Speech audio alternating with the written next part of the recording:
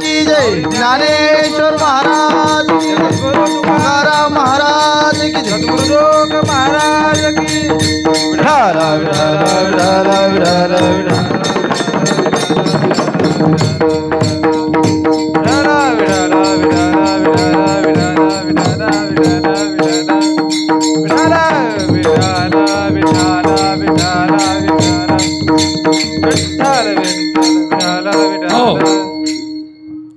मैसी पुत्रा मुखे बोलविणे श्रुती चालविल ती भिंती बैसोनिया नो हे हा सामान्य महिमा संताचा नैवेद्य हातीचा मूर्ती जेवी उदका माझी वह्या ठेवोनी कोरड्या दाखविणे रोकड्या विश्वजना नो हे हा सामान्य महिमा संताचा नैवेद्य हातीचा मूर्ती जेवी निळामणी ही तीही संगेची तरणे निळामणी तीही संगेची तरणे दीन उद्धरणे नवल कोण अरे चांगले चांगले महात्म्यांचा संतांनी उद्धार केला तुम्ही आम्ही त्या ज्ञानोबाराय तुकोबारायची भक्ती केली तर आपला सुद्धा उद्धार होईल या तिळमात्र शंका नाही बरोबर आहे संतास ठाई विश्वास पाहिजे विश्वासो गुरु वाक्येषु सस्मिन दीनत्व भावना मनोदोष जयश्चैव चंचलायाम निश्चला मतिही गुरुदाविल्या वाटा येऊनी विवेक तीर्थ तटा दोन या मळकटा बुद्धीचा तिने गुरुपदावर विश्वास पाहिजे अतिशय चांगल्या कार्यक्रमाचं आयोजन माझे गुरुवर्य गंभीरजी महाराज अवचार गुरुजी यांनी केलेला आहे